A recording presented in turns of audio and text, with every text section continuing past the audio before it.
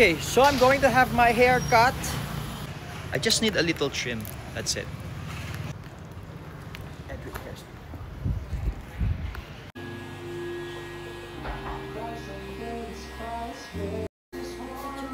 I wait first. Okay, sure. I'm in Edric Hair Studio right now. We'll see how they will cut my hair.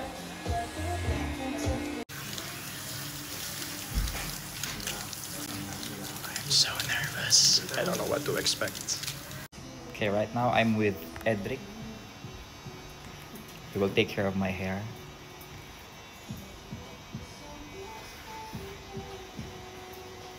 Okay, sure. Okay. I'm nervous. Say hi. And so we begin. You know what, guys? I'm so nervous to have my haircut sa Vietnam because one person told me na wag ako magpagupit sa Vietnam because they will never understand me. They will never understand what I want.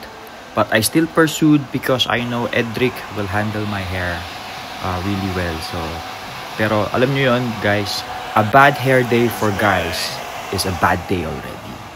And I don't know what to expect, but let's see how this will turn out. So, hang on lang kayo dyan, guys. Makikita ninyo kung ano yung resulta. Maganda ba o hindi? Approve ba sa inyo o hindi? Let me know. Okay?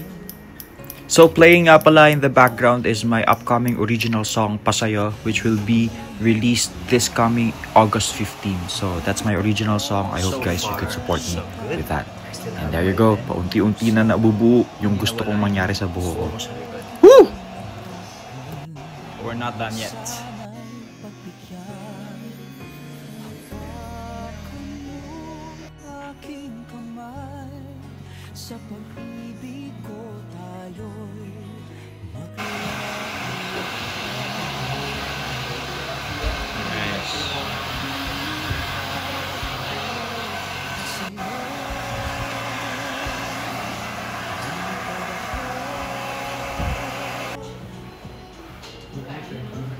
Okay, here, they were supposed to dye or color my hair, but unfortunately, it's already around 5:30 and I cannot do the color because 6 p.m. I have to attend the TikTok welcome party. So yeah, Edric is doing the final touches for my hair at the moment and I'll be back tomorrow.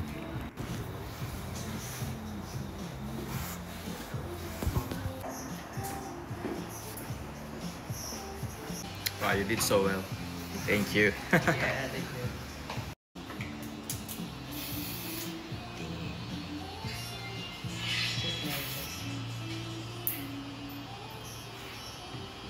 So, ganito pala yung gagawin ko. Dapat mag-spray net ako, magwa-wax na ako ulit.